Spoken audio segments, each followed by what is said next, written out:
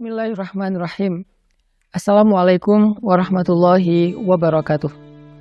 Teman-teman sekalian, kita hari ini akan lanjutkan sharing dan konten tentang libatin Allah. Konten libatin Allah ini sebetulnya konten tentang ilmu akidah dan ma'rifatullah, ilmu tentang yakin kepada Allah dan bagaimana cara bersandar dan bergantung kepada Allah Subhanahu wa taala dengan lebih mengenal kebesaran Allah, baik sifat-sifat Allah, nama-nama Allah, kekuasaan Allah, dan seterusnya. Sehingga dengan kita belajar ma'rifatullah ini, kita jadi tahu bagaimana harusnya kita berinteraksi dengan Allah. Kaifa nata'amal ma'allah fi hayatina. Gimana cara kita melibatkan Allah dalam kehidupan kita sehari-hari. Kenapa penting sekali melibatkan Allah dalam kehidupan kita sehari-hari? Karena sesungguhnya manusia itu tidak bisa hidup hanya dengan mengandalkan dirinya. Orang kalau misalnya cuma mengandalkan dirinya, maka hidupnya akan banyak zalal. Zalal itu banyak trouble, banyak mentoknya. Karena kita ini dhaif, kita ini halu'ah, kita ini ajula, kita ini banyak keterbatasannya. Bahkan cenderungnya manusia itu rugi. Sebagaimana yang kita sering ulang-ulang ayatnya, innal insan lafi khusr. Manusia itu pada dasarnya banyak merugikan diri sendiri, kecuali kalau dia beriman kepada Allah, artinya dia bergantung kepada Allah, illal ladzina amanu, dan seterusnya. Makanya belajar melibatkan Allah itu sesuatu yang sangat darurat ya, sesuatu yang sangat penting dalam kehidupan kita. Kalau kita pengen ada keajaiban dalam hidup kita, atau pengen dikasih jalan keluar ketika kita mentok, atau kita pengen meraih hal-hal yang kita anggap mustahil. Kenapa? Karena kata mustahil itu hanya berlaku untuk kita, tidak berlaku untuk Allah, karena Allah ala kulli syai'in qadir. Banyak hal yang bagi kita itu jauh, tapi bagi Allah dekat. Bagi kita itu besar, tapi bagi Allah itu kecil. Bagi kita itu mahal, bagi Allah itu murah. Bagi kita itu tinggi, nggak terjangkau, bagi Allah itu rendah dan sangat mudah gitu. Bagi kita sulit, bagi Allah itu mudah. Jadi kalau kita hidup hanya dengan mengandalkan diri kita, banyak hal yang akan kita hadapi dengan hanya berkeluh kesah. Tapi kalau kita hidup dengan melibatkan Allah, justru kita akan menjadi orang yang optimis. Lalu ketika kita dapat masalah, kita sabar. Kalau kita dapat nikmat, kita syukur. Dan itulah hakikat dari kebaikan hidup seseorang, antara sabar, syukur, karena kedua-duanya adalah khair. Kedua-duanya adalah kebaikan bagi dia. Pada episode kali ini saya akan mencoba untuk berbagi dengan teman-teman sebuah hikmah. Hikmah itu kalau dalam bahasa Arab kata para ulama artinya al-isabah fil qawli wal amal. Baik atau tepat dalam ucapan dan tepat dalam perbuatan. Jadi orang yang hakim, orang yang ahli hikmah itu ucapannya itu tepat. Jadi pas gitu, ucapannya itu mengena, ucapannya itu sesuai dengan kadarnya, tidak berlebihan, tidak juga kurang. Itulah orang yang hikmah atau hakim. Nah, di antara orang-orang yang hikmah itu nanti kita juga mengenal namanya Luqmanul Hakim. Di dalam Al-Quran ada suratnya, yaitu surat Luqman. Nah, ada banyak sekali hikmah yang disampaikan para ulama tentang bagaimana cara kita melibatkan Allah, dan hikmah ini pasti diambil dari Al-Quran dan hadis yang kemudian dibahasakan ulang dengan bahasa para ulama. Salah satu kitab yang saya suka banget, yang isinya adalah kumpulan hikmah-hikmah, kumpulan kata-kata yang bijak dan penuh dengan kebaikan, itu adalah kitab Al-Hikam yang ditulis oleh seorang ulama besar dari Mesir yang bernama Ibnu Athaillah As-Sakandari. Nah, beliau menulis kitab hikam yang sangat terkenal. Salah satu di antara hikmah yang luar biasa tentang bagaimana cara kita melibatkan Allah itu, beliau mengatakan, min alamatil i'timad 'alal amal nuqsanur raja' 'inda wujudiz zalal. Salah satu di antara tanda-tanda orang terlalu bergantung kepada ikhtiar, bergantung kepada amalnya, bergantung kepada perbuatannya, bergantung kepada usaha dirinya adalah nuqsanur raja', berkurangnya harapan kepada Allah inda wujudiz zalal, ketika ada masalah dalam hidupnya. Maksudnya apa? Seringkali kita gini, kita tuh jadi kayak berani berharap yang baik-baik kepada Allah kalau apa yang kita harapkan itu masih logis. Jadi kita kayak tahu gitu gimana cara mengikhtiarkan hal itu. Kita tahu bagaimana cara mendapatkan hal itu. Sehingga kita masih berharap pada Allah, ya Allah mudahkanlah saya. Misalnya kayak kita pede bisa dapat kerjaan. Atau misalnya kita udah ngerasa bahwa insya Allah saya layak mendapatkan pekerjaan itu. Sehingga kita mendaftar di sebuah perusahaan. Kita masih berharap pada Allah supaya Allah mudahkan urusan kita. Tapi ketika ternyata kita ditolak sana-sini, kita ketuk setiap pintu-pintu di bumi, ternyata nolak kita sehingga kita nggak punya kerjaan, kita tiba-tiba jadi putus asa, jadi nggak berharap lagi, jadi nggak optimis, karena ngerasa kayaknya pintu-pintu bumi udah tertutup. Karena ngerasa kayaknya ikhtiar kita itu udah mentok, kayaknya udah nggak ada lagi perusahaan yang bisa kita hubungi gitu. Sehingga ketika pintu-pintu di bumi udah tertutup, kita jadi berkurang juga harapan kita kepada Allah. Padahal orang yang baik dalam melibatkan Allah dalam hidup itu justru di saat pintu-pintu di bumi tertutup, dia masih berharap kepada Allah. Di saat itulah Allah terlibat. Jadi jangan sampai ketika pintu bumi tertutup, manusia meninggalkan kita, jalan-jalan ikhtiar itu kayaknya udah mentok, kita jadi berprasangka buruk dan tidak lagi berani berharap yang baik-baik kepada Allah. Justru ketika keadaan kita lagi sulit, keadaan kita lagi mentok, pintu-pintu di bumi tertutup, manusia meninggalkan kita, justru saat itulah saat kita bisa melibatkan Allah seutuhnya karena tidak tercampur dengan keyakinan kita kepada makhluk. Dan saat itulah saat yang paling ajaib, saat kita mentok. Maka harusnya ketika kita mentok, ketika kita merasa kayak nggak ada harapan di antara manusia atau di bumi, kita justru semakin besar harapannya kepada Allah Subhanahu wa Ta'ala. Dan itulah cara paling ajaib melibatkan Allah dalam urusan kita. Kayak masalah jodoh misalnya. Ada orang yang dia udah siap menikah, udah punya pekerjaan tetap, punya penghasilan yang baik, kemudian secara penampilan dia juga good looking, orangnya juga baik gitu. Terus dia suka sama seorang cewek.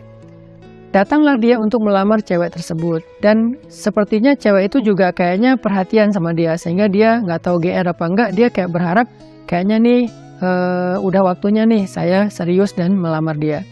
Sebelum dia berangkat ke rumah calon istrinya, dia berdoa kepada Allah, ya Allah mudahkan urusan saya, ya Allah semoga saya bisa menjadi suami yang baik bagi dia, semoga lamaran saya diterima, bla bla bla. Dia berdoa kepada Allah, dia berharap pada Allah karena dia percaya bahwa ada jalan untuk mendapatkan yang dia inginkan. Lalu ketika yang terjadi justru sebaliknya, dia ditolak walaupun dengan cara baik-baik atau bahkan mungkin dengan cara yang agak sedikit kasar. Perempuan itu menolak dia atau calon mertuanya yang menolak, ayah dari perempuan itu yang menolak, atau mungkin ada banyak masalah lain yang terjadi sehingga nggak bisalah dia melamar perempuan itu. Apakah dia masih berharap kepada Allah? Kalau dia sudah tidak lagi berharap pada Allah, berarti selama ini dia sebetulnya lebih bergantung kepada ikhtiarnya, kepada usahanya daripada kepada Allah. Makanya tidak terjadi keajaiban. Bukan begitu cara melibatkan Allah. Justru ketika lamarannya ditolak, saat itulah dia bisa mengandalkan Allah seutuhnya. Karena tidak bisa lagi mengandalkan good looking, tidak bisa lagi mengandalkan mapan, tidak bisa lagi mengandalkan ikhtiar-ikhtiar manusiawi. Saat itulah dia seutuhnya bisa mengandalkan Allah, dan itulah cara melibatkan Allah untuk mendapatkan keajaiban dalam hidup. Sehingga jangan berputus asa dan jangan nyerah. Kalau nggak bisa mengetuk pintu hati manusia, maka ketuklah pintu rahmat Allah Subhanahu wa Ta'ala. Dan Allah lah yang membolak-balikan hati. Kalaupun nggak perempuan itu, Allah akan gantikan dengan perempuan lain yang lebih baik daripada dia untuk kita. Artinya nggak boleh berhenti berharap kepada Allah. Justru berharap kepada Allah di saat kita sedang sulit, itulah cara paling ajaib mendatangkan keajaiban Allah Subhanahu wa Ta'ala. Ada nasihat dari kisah Nabi Yusuf alaihissalam di dalam surat Yusuf, ketika Nabi Yakub meminta kepada anak-anaknya mencari Nabi Yusuf dan mencari adik mereka yaitu Bunyamin. Nabi Yakub bersabda, "Ya bani yazhabu fatahassasu min Yusuf wa akhihi فتحسسوا من يوسف وأخيه ولا تيأسوا من روح الله إنه لا ييأس من روح الله إلا القوم الكافرون. Wahai anak-anakku, kata Nabi Yakub, pergilah dan carilah kabar tentang Yusuf dan saudaranya itu Bunyamin, dan janganlah kalian berputus asa dari rahmat Allah, dari pertolongan Allah, dari campur tangan Allah, dari keajaiban di sisi Allah. Sesungguhnya tidak ada yang berputus asa dari rahmat Allah kecuali orang-orang yang mengingkari kebesaran Allah, orang-orang yang tidak beriman. Jadi ciri di antara orang yang beriman itu tidak berputus asa. Dan kalimat putus asa ini tidak akan muncul kalau tidak ada zalal, tidak ada masalah, kalau nggak mentok.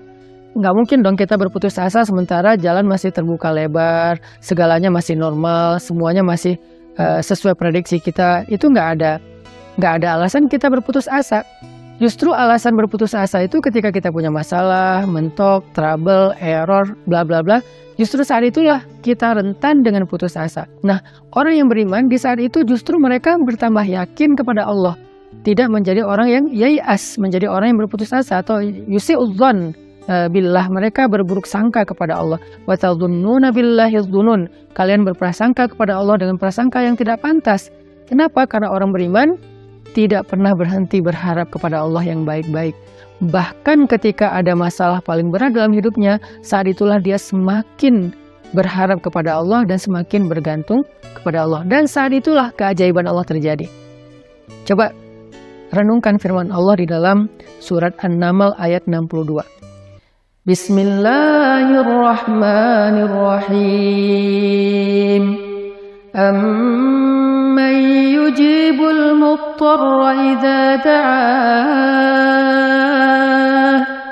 أَمَّن يُجِيبُ الْمُضْطَرَّ إِذَا دَعَاهُ وَيَكْشِفُ السُّوءَ وَيَجْعَلُكُمْ خُلَفَاءَ الْأَرْضِ أَإِلَٰهٌ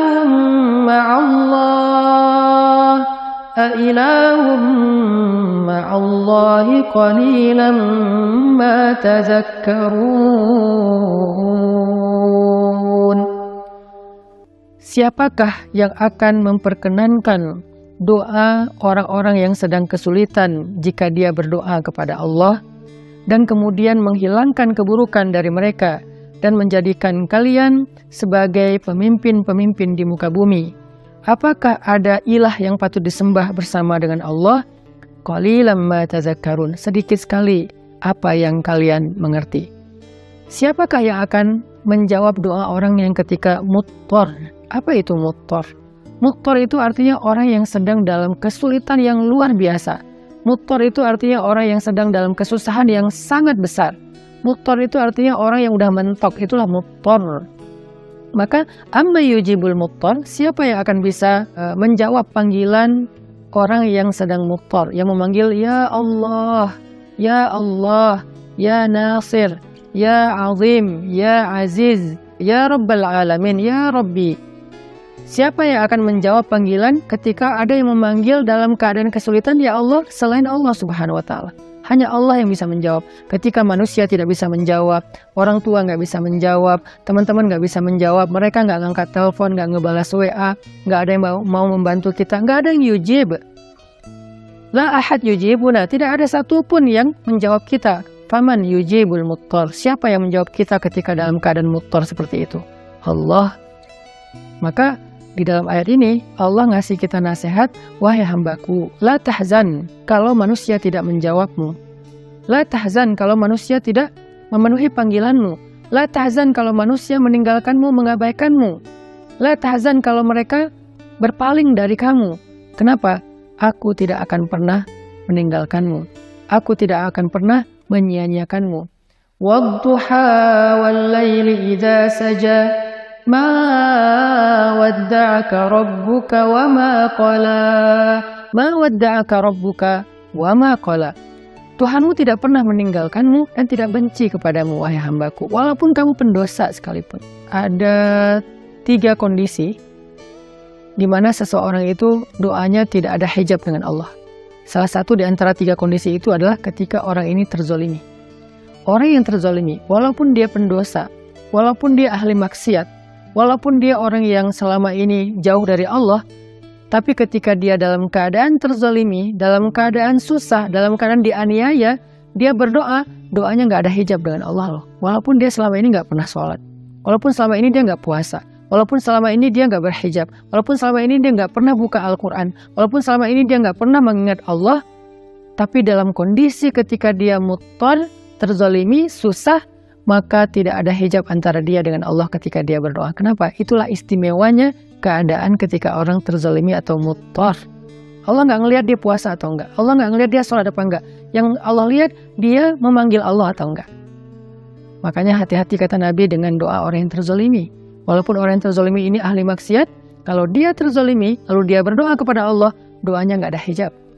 Sehingga Allah berfirman, amma yujibul muttar. Siapa yang menjawab orang-orang yang sedang susah ketika dia memanggil Allah, idza da'ah wa yakshifus su', lalu Allah menghilangkan kesusahan darinya.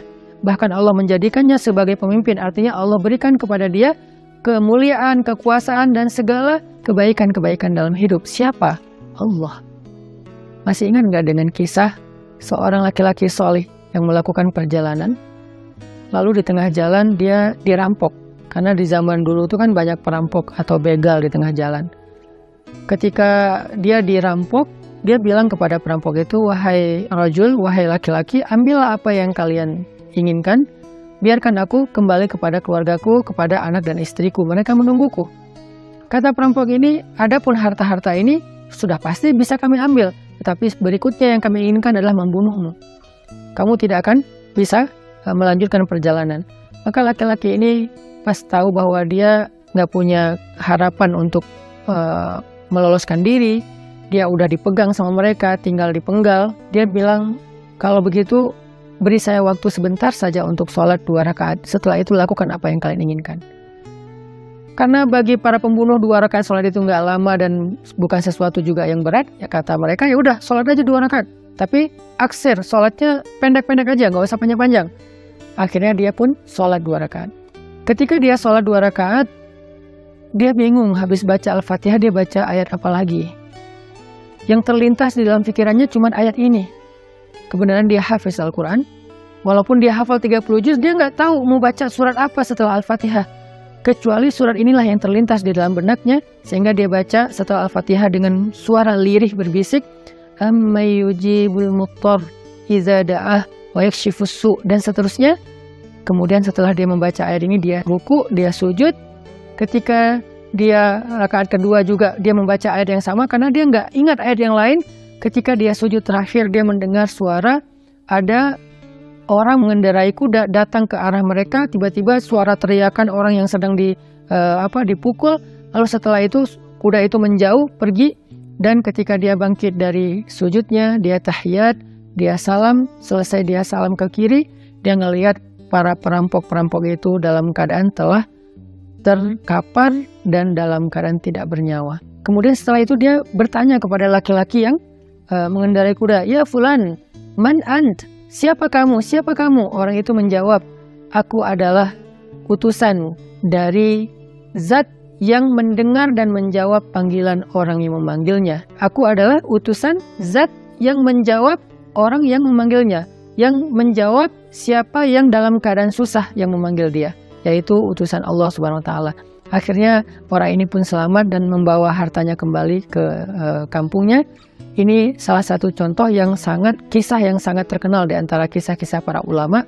Bagaimana ketika kita mentok, ketika kita nggak punya jalan ikhtiar, ternyata justru saat itulah saat terbaik kita berharap pada Allah, saat terbaik kita berbaik sangka kepada Allah, saat terbaik kita melibatkan Allah dengan husnuzon dan roja, dan saat itulah saat terbaik untuk mendapatkan keajaiban dalam hidup kita.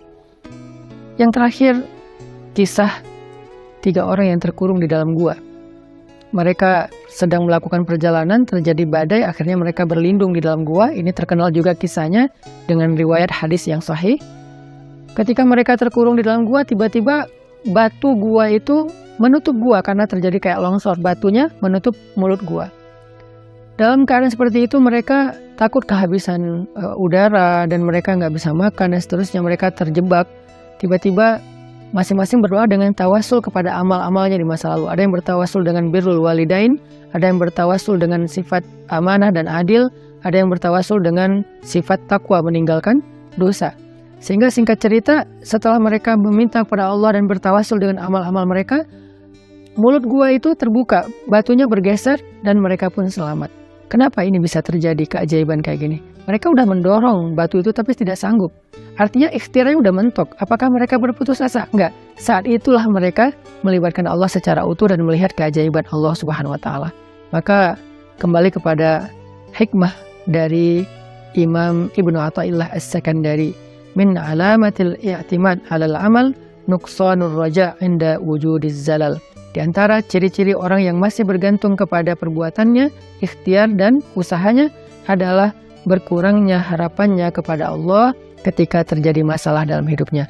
Maka jangan pernah berkurang harapan kita kepada Allah. Justru ketika kita punya masalah dalam hidup dan kita ngerasa tidak ada jalan di antara jalan-jalan di bumi, kita menjadi lebih berharap kepada Allah dan yakin dengan jalan-jalan yang lebih baik yang ada di langit, insya Allah. Barakallahu fikum. Wassalamualaikum warahmatullahi wabarakatuh.